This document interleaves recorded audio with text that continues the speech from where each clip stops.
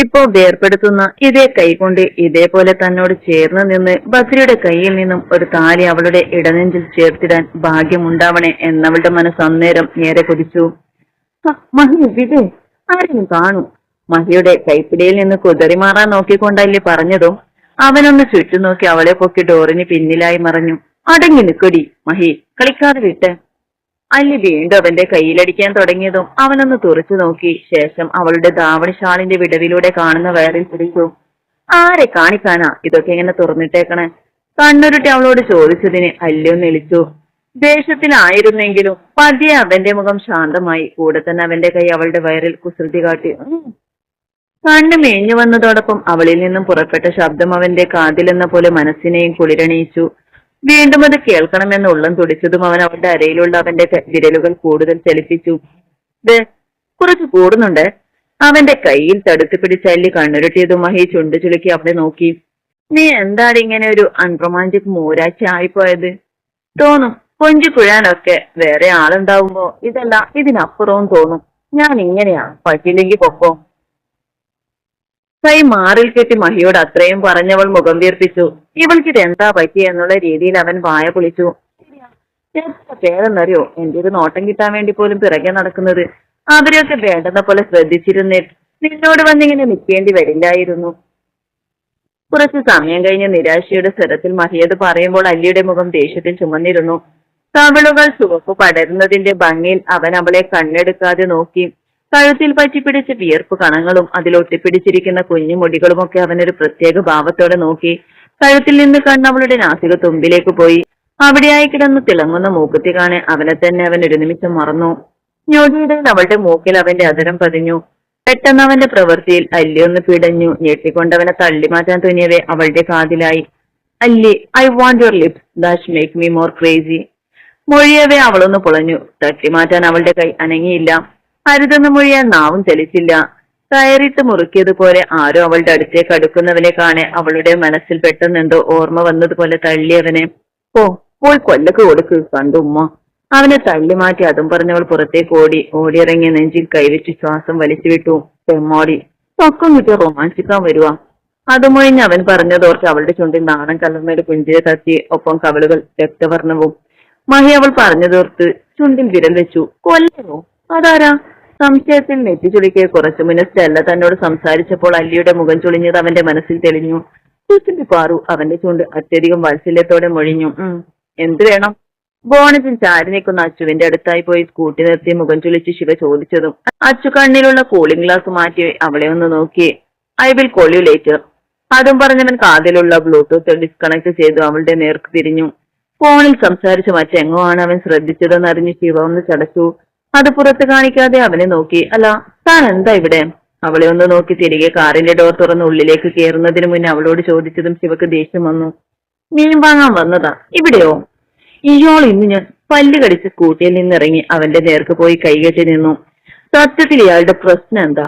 ഞാൻ വരുന്നിടത്ത് body guard പോലെ വന്നിട്ടിപ്പോ ഞാൻ എന്താ ഇവിടെയെന്നോ? എനിക്ക് ലിഫ്റ്റ് തരാൻ വേണ്ടിയാ ഇവിടെ ഇങ്ങനെ വെയിറ്റ് ചെയ്തെന്നറിയാം. ബട്ട് സോറി, എന്റെ കയ്യിൽ വണ്ടിയുണ്ട്, ഞാൻ പൊക്കോളാം. ചുണ്ടുപൊട്ടി പുച്ഛിച്ച് മുഖം തിരിച്ച് അവനോട് പറഞ്ഞതും അവൻ നെറ്റിച്ചെറിയുന്ന പോലെ കാട്ടി അവളുടെ അടുത്തേക്ക് നടന്നു.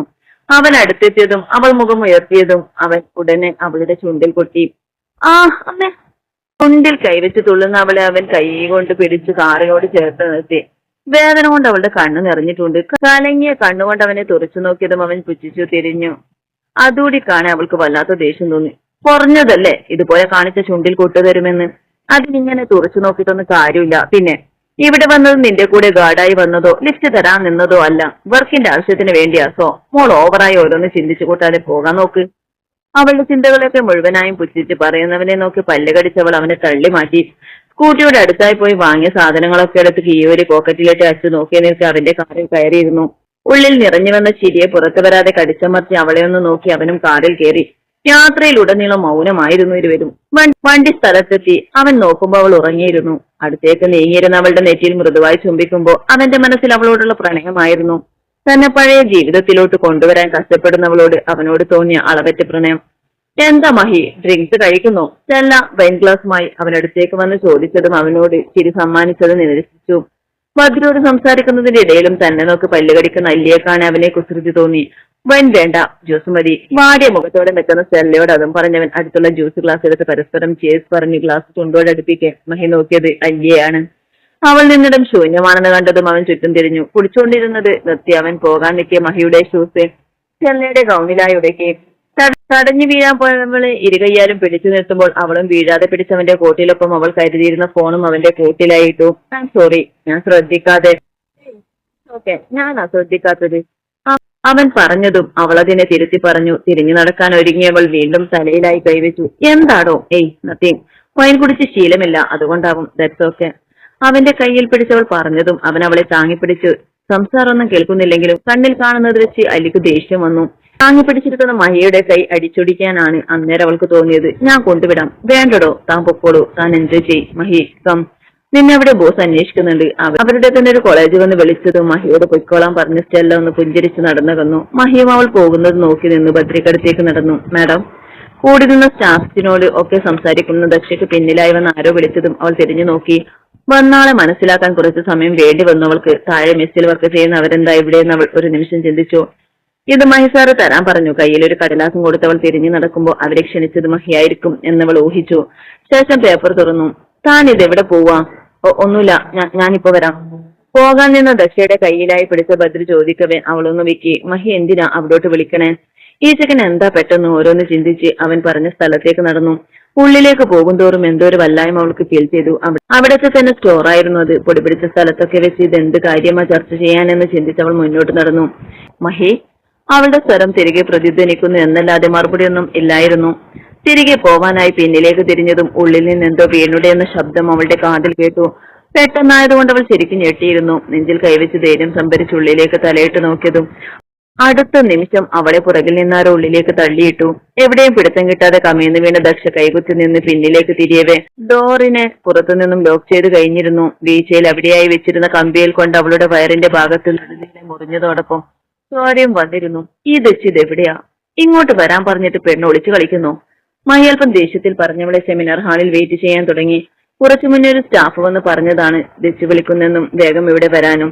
ആ നേരം മുതൽ കാത്തിരിക്കാൻ തുടങ്ങിയതാ. കൈകെട്ടവൻ പുറത്തിറങ്ങാൻ ആഞ്ഞതും അവന്റെ കോട്ടിൽ കിടന്ന ഫോൺ ബെല്ലടിക്കാൻ തുടങ്ങി. പരിചിതമല്ലാത്ത റിംഗ് ടോൺ കേട്ടതും അവനൊരു സംശയത്താലെ കോട്ടിൽ കൈയിട്ട് പരതി. കയ്യിൽ തടഞ്ഞ ഫോൺ ആരുടേതാണെന്ന് ചിന്തിക്കുന്നതിനുള്ളിൽ വിളിച്ച ആൾ കോൾ ഡിസ്കണക്ട് ചെയ്തിരുന്നു. ഇത് ലോക്കാണല്ലോ, എന്നാലും ആരുടേതായിരിക്കും? തിരിച്ചു മറിച്ചു നോക്കി അവൻ ശങ്കിച്ചു നിന്നതും വീണ്ടും ഫോൺ റിംഗ് ചെയ്തു. പ്രാവശ്യം വേഗം അവൻ കോൾ എടുത്തു. Hello Stella. അപ്പുറത്തു നിന്നൊരു വിരൽ കലർന്നൊരു വിളി വന്നതും മഹി തിരികെ വിളിച്ചു. Mahi, thank God. മഹി, ഞാൻ വേഗം ഒന്ന് വരുവോ? എനിക്ക് പേടിയാവുന്നുണ്ട്. സ്റ്റെല്ല, ഉൾഡോ, താൻ ഇതെവിടെയാ? അറിയില്ല, നമ്മുടെ സ്റ്റോറാണെന്നാ തോന്നുന്നേ. ഇവിടെ മുഴുവൻ എഴുത്താ, വേഗം വരാവോ? സ്റ്റെല്ല അവശതയിൽ പറഞ്ഞേപ്പിച്ചപ്പോ മഹിക്ക് എന്തോ പേടി തോന്നി. തന്നെ ആപത്തിലും സഹായിച്ചവളാണെന്നോർക്കെ അവൻ വേഗം സ്റ്റോറും ലക്ഷ്യം വെച്ചോടി. അതിനു മുന്നിലായി തളർന്നിരിക്കുന്ന സ്റ്റെല്ലയെ കാണെ ഹരി വേഗം ചെന്നവളെ താങ്ങി പിടിച്ചു. സ്റ്റെല്ല, കണ്ണു തുറക്ക്. സ്റ്റെല്ല. അവളിൽ തട്ടി വിളിച്ചിട്ടും അവളുടെ ഭാഗത്തു നിന്നും അനക്കമൊന്നും കേൾക്കാത്തത് അവനിൽ കൂടുതൽ പേടി നിറച്ചു. അവളെ താങ്ങി പിടിച്ച അടുത്തുള്ള സ്റ്റോർ റൂമിനുള്ളിൽ കയറ്റുമ്പോൾ പ്ലാൻ പടി കാര്യങ്ങൾ നടക്കുന്നതിന്റെ സന്തോഷം മറഞ്ഞു നിന്ന് അവരെ വീക്ഷിക്കുന്ന അൻവീലും നിറഞ്ഞു നിന്നു. അറിയോക്കെ? അല്പം വെള്ളം തളിച്ചുകൊണ്ടുള്ള അവന്റെ ചോദ്യത്തിന് അവളൊന്ന് കണ്ണു ചിമ്മി തുറന്നു. എഴുന്നേറ്റ് നേരെ നിൽക്കാൻ അവളെ കൊണ്ടാവുന്നില്ലായിരുന്നു. എന്താ പറ്റിയേ? അറിയില്ല മഹി. തല ചുറ്റിയപ്പോ എവിടെയോ ഇരുന്നത് മാത്രം ഓർമ്മയുണ്ട്. എഴുന്നേറ്റപ്പോ എവിടെയാ? കയ്യിലുള്ള എന്റെ ഫോൺ മിസ്സായിരുന്നു.